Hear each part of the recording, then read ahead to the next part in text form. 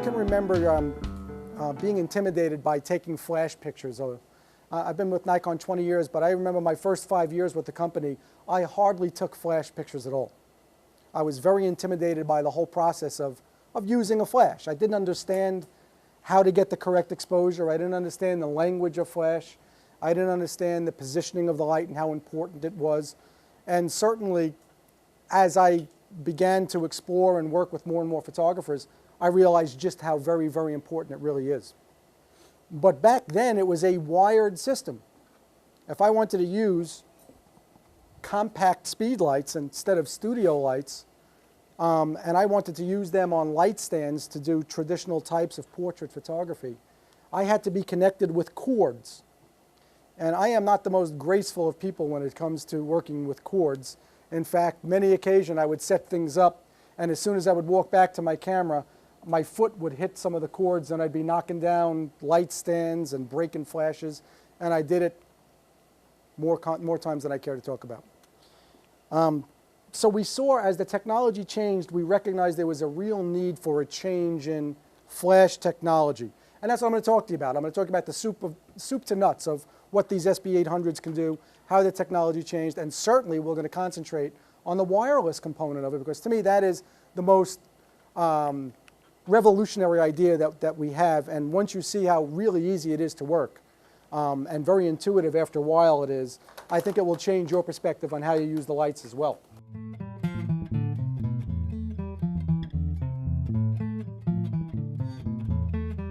Okay, so this is some of the photos of what you can do with a wireless flash off camera. And then I'm going to show you how to set it up.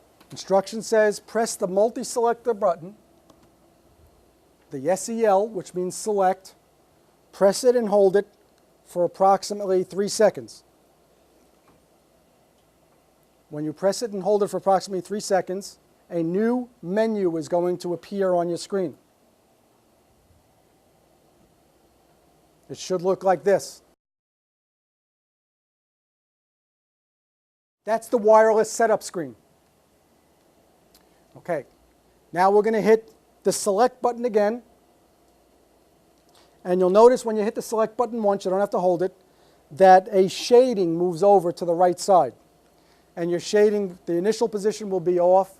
Then it says master, master RPT. That's a repeating flash, like a stroboscopic effect. And then you've got remote, which is what we're going to do right now, and then the SU4. But I'm going to take you through the whole setup for now. Okay? Once it says, once you scroll into the area where it says off, scroll one down using the bottom button here, the minus button, until it says master.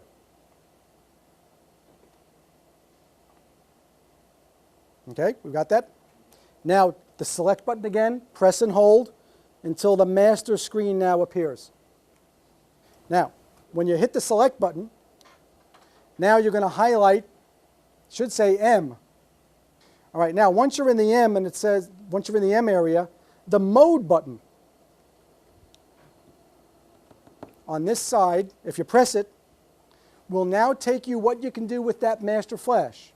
It'll say TTL for through the lens. The next one will say A, which uses the sensor on front of the flash, like an old Vivitar flash. If I hit the mode button again, it says M for manual output. There is no TTL. If you want to use a flash meter or some other device to meter the flash, that would be manual. And one more press of that button gives you 3 dashed lines. The dashed lines means you have turned that flash off from firing as part of the exposure. So if I was to keep this flash on my camera, but I wanted to control other flashes, but I did not want this one to be part of the exposure, I would have the 3 dashed lines. It would still communicate with all my other flashes, but it wouldn't be part of the exposure. It's the master controller. It's going to control everything. I want you to press the select button one more time and hold it in.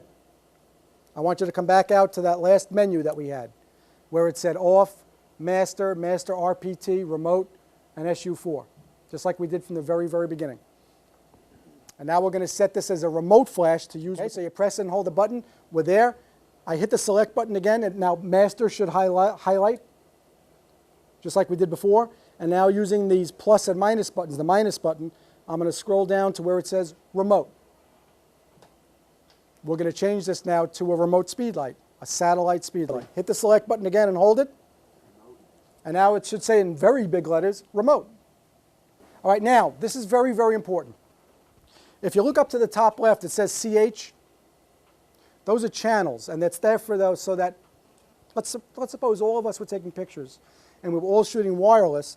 As we shot one camera, and you saw Lou's flash went off when I fired, I'm firing his flash. He's on the same channel as I am. You want to be on a different channel. D70, to be in commander mode, specifically needs channel 3. So hit the select button until the CH shades out, and you want to make it channel 3. Yeah, make the CH shade out, hit the select button, and then the plus minus button again until you scroll around until it says channel 3. Got it? Okay, and we want to be on group A. That's on the bottom right. That's how you're going to be able to set your wireless remotes later on for the A group, the B group, and the C group. Same way. You hit the select button, channel lights up first, hit the select button again, then the group dial shades out. And again, using the up and down buttons, it's the same controls that we used before in the master controller. We want to get this to where it says A.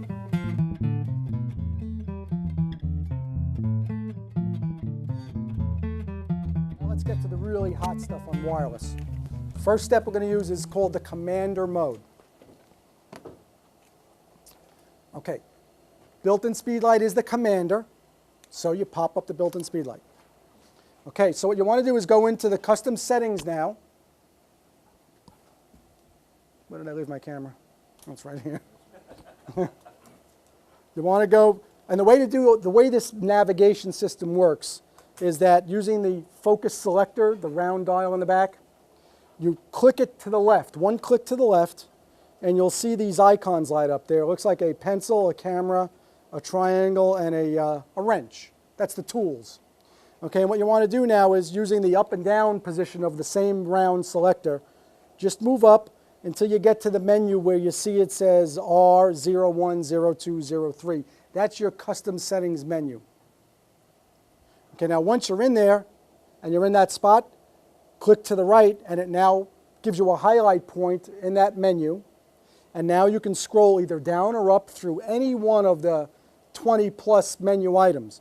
And what we want to do is we want to scroll to number 19. 17, 18, 19, where it says flash modes. Now that you got the flash mode set, one click to the right brings you into the flash mode custom settings, and that will be TTL, manual, and the very one on the bottom says commander mode. You want to scroll down to commander mode. Following that? The logic, pretty easy. And then one click to the right now gets you into the commander mode. And the questions that it asks is, while you're in commander mode, do you want to work at TTL? Do you want to work at non-TTL, automatic, or manual? Let's select TTL and hit it where it says OK, one click to the right. Now the menu should come on, and it's saying number 19, flash mode, C with a lightning bolt. That's your confirmation that you're in the commander mode. Everyone follow that? You got it all set? Okay.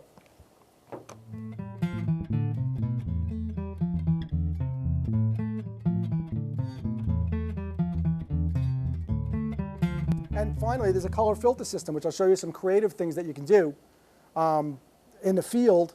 And as you get used to the white balance system, you'll see how closely they are tied together. You'll really begin to see and explore how great this flash system gels can be used creatively.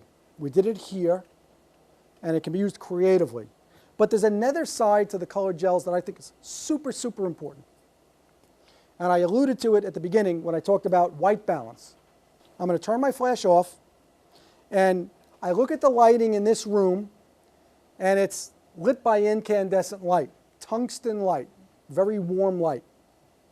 So what I'm going to do is I'm going to go to the white balance button on the back of D70, the WB, and turn it one click to the right off of A to the light bulb setting. The light bulb setting now sets the camera to balance for incandescent light. And I'm going to put my camera on aperture priority right now. And I'm going to set ISO 400 because the lighting is rather low. Okay, there it is. I balanced for the lighting in here. Pretty good. Even with the yellow projector, it's still pretty good. Okay, now I say, I like it, but you know what? It needs additional light. If I just turn on my flash and fire my flash, remember, I'm on incandescent. This is daylight. What color do you think this light should be? It's going to be the opposite. It's going to be blue. Hopefully it works. Let's try it again. Look up at me.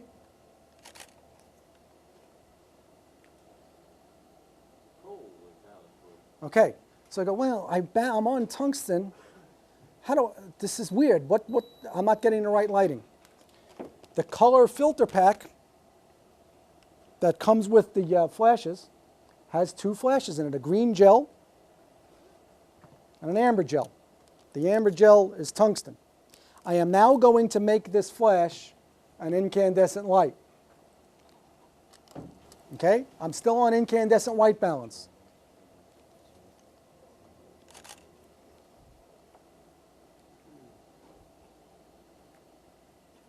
Totally balanced. You got to see it on here when it came up. Totally balanced. Okay? So I balanced this incandescent light with this amber gel. The other gel that you get in the basic pack that you have is the green one. It's a green gel. What would you think this would be for? Fluorescent light. You go into a situation when you're in fluorescent light. So I turn the white balance dial not to the light bulb, but to the next click over. It's a tube. It's a fluorescent tube. Now our eyes adjust to all these lights. Right now, everyone looks perfectly natural to me in here, even though I know this is a very warm light. Fluorescent lighting, to our eyes, we adapt. But if you shot film under fluorescent, everything is green because fluorescent light is green. Not only that, it pulses. It's always modulating light. Shot with the flash, normal white balance. It's okay, the sun is setting, it's okay. It's a really good shot, it's okay. I looked at it and said it needs more. So what I did was I fooled the camera. I was in daylight and I went to tungsten balance. It made everything that was daylight blue. It was an old film trick I used to do. Okay, so it made everything blue, but I needed to balance them, so I put the tungsten gel on and then fill flashed them perfectly. A little more vibrant than this shot. I really like it much better than this shot. So you can, like I said, white balance needs to be used correctly to get the best balance. It also can be used very creatively in that you can alter the effect based on what you're trying to do with these gels.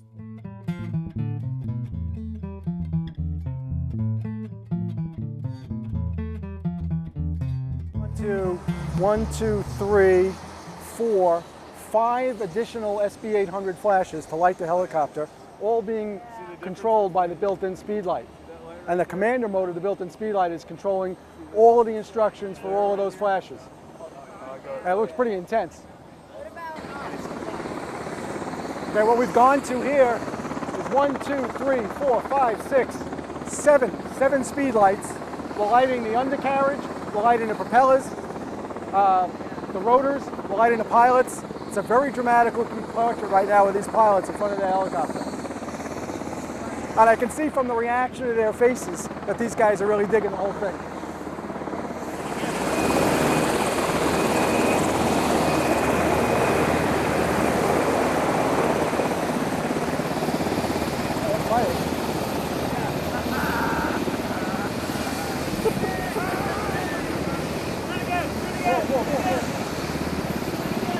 Make sure he's in focus.